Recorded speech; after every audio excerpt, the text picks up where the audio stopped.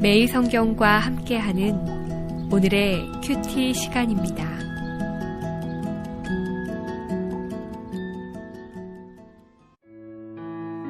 (5월 21일) 오늘의 말씀은 사무엘상 14장 1절에서 23절입니다. 하루는 사울의 아들 요나단이 자기 무기를 든 소년에게 이르되 우리가 건너편 블레셋 사람들의 부대로 건너가자 하고 그의 아버지에게는 아뢰지 아니하였더라. 사울이 기브와 변두리 미그론에 있는 석류나무 아래에 머물렀고 함께한 백성은 600명가량이며 아이야는 에봇을 입고 거기 있었으니 그는 이가봇의 형제 아히두베 아들이요 비느하스의 손자요 실로에서 여호와의 제사장이 되었던 엘리의 증손이었더라. 백성은 요나단이 간 줄을 알지 못하니라. 요나단이 블레셋 사람들에게로 건너가려 하는 어귀 사이 이쪽에는 험한 바위가 있고 저쪽에도 험한 바위가 있는데 하나의 이름은 보세스요 하나의 이름은 세네라. 한 바위는 북쪽에서 믹마스 앞에 일어섰고 하나는 남쪽에서 게바 앞에 일어섰더라. 요나단이 자기의 무기를 든 소년에게 이르되 우리가 이 할례받지 않은 자들에게로 건너가자. 여호와께서 우리를 위하여 일하실까 하더라. 여호와의 구원은 사람이 많고 적음에 달리지 아니하였느니라. 무기를 든 자가 그에게 이르되 당신의 마음에 있는 대로 다 행하여 앞서 가소서. 내가 당신과 마음을 같이하여 따르리이다.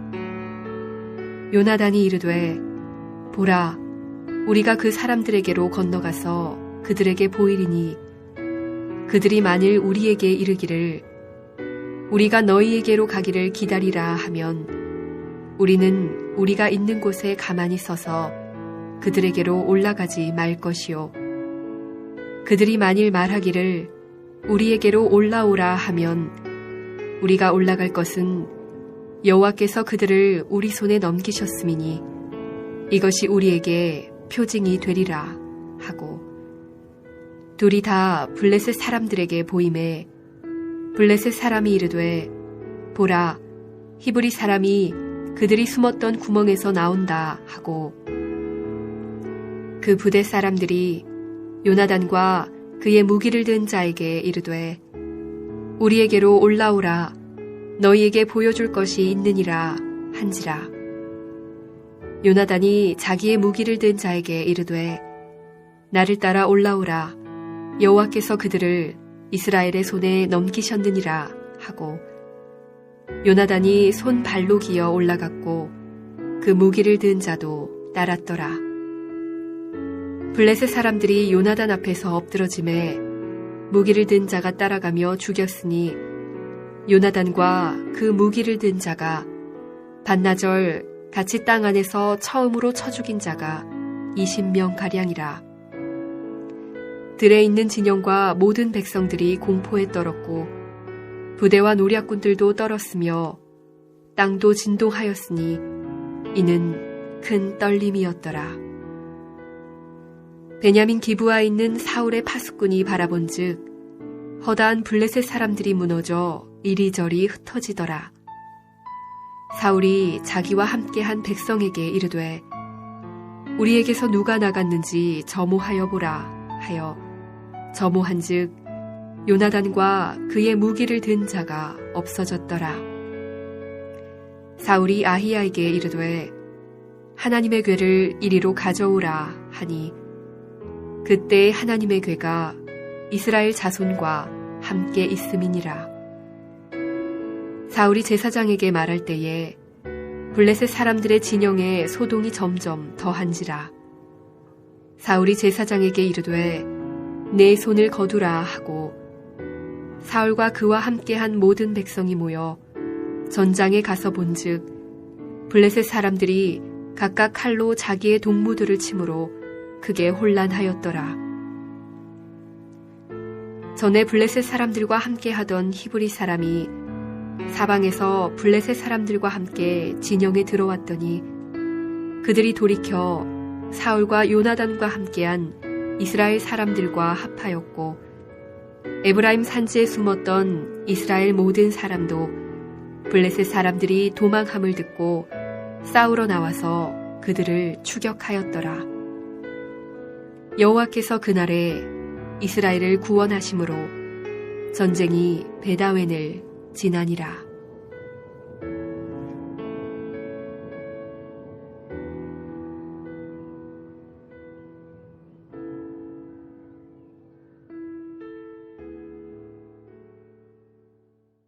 복된 날입니다.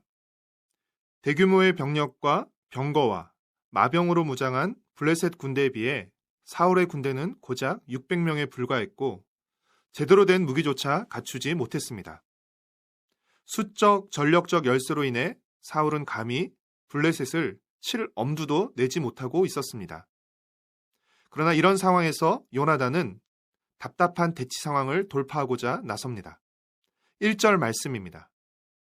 하루는 사울의 아들 요나단이 자기의 무기를 든 소년에게 이르되 우리가 건너편 블레셋 사람들의 부대로 건너가자 하고 그의 아버지에게는 아뢰지 아니하였더라. 요나단이 아버지 사울에게 아뢰지 않고 자기 편도 모르게 기습 공격을 감행한 것은 자신의 선제 공격으로 지금 이 상황이 벌어졌고 또 아버지가 이 무모한 공격 계획을 허락할 리 없었기 때문입니다. 4절과 5절은 요나단과 블레셋 부대가 대치하고 있는 험준한 지형을 자세히 설명하고 있는데 이는 요나단의 계획이 얼마나 무모하고 위험한 것인지를 보여줍니다. 그런데도 요나단이 사실상 자살행위와 가까운 이 기습 공격을 감행하려고 한 이유는 무엇입니까? 6절 말씀입니다. 요나단이 자기의 무기를 든 소년에게 이르되 우리가 이 할례받지 않은 자들에게로 건너가자. 여호와께서 우리를 위하여 일하실까 하노라.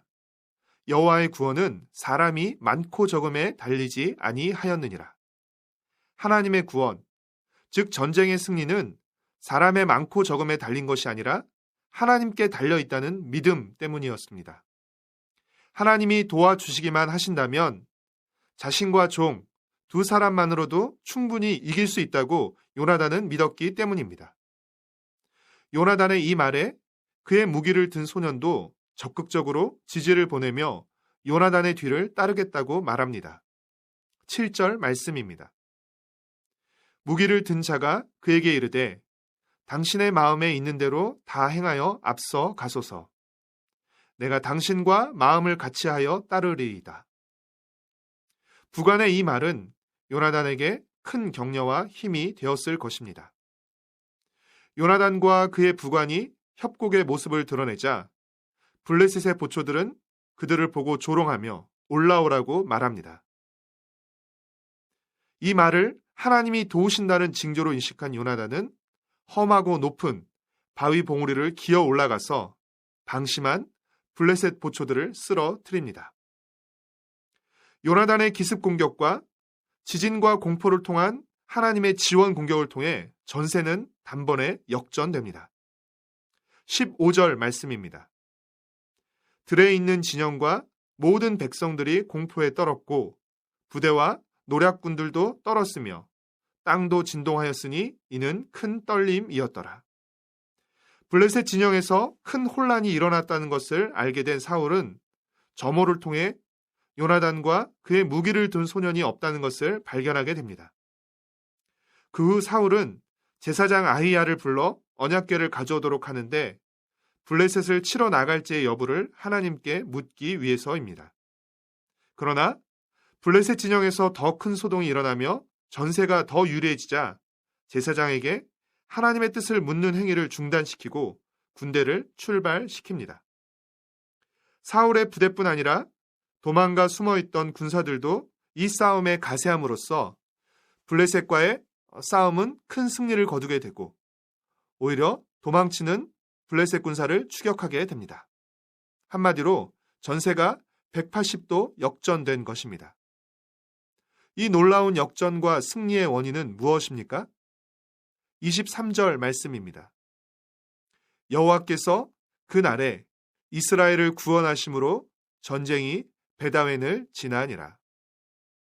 하나님은 하나님의 구원이 사람의 많고 적음에 달리지 않고 하나님께 달려있다는 요나단의 믿음과 그와 마음을 같이하여 따른 무기를 든 이 두 사람을 통해 도저히 이길 가능성이 없는 블레셋과의 싸움을 역전하시고 승리케 하신 것입니다. 우리 앞에 놓인 문제, 우리 가정이 처한 문제는 무엇입니까? 요나단과 그의 부관이 보여준 것처럼 믿음을 가지고 문제에 도전하며 마음을 같이하며 협력함으로써 하나님의 도우심과 역전의 승리를 맛보는 여러분이 되시기를 축복하고 응원합니다. 기도하겠습니다.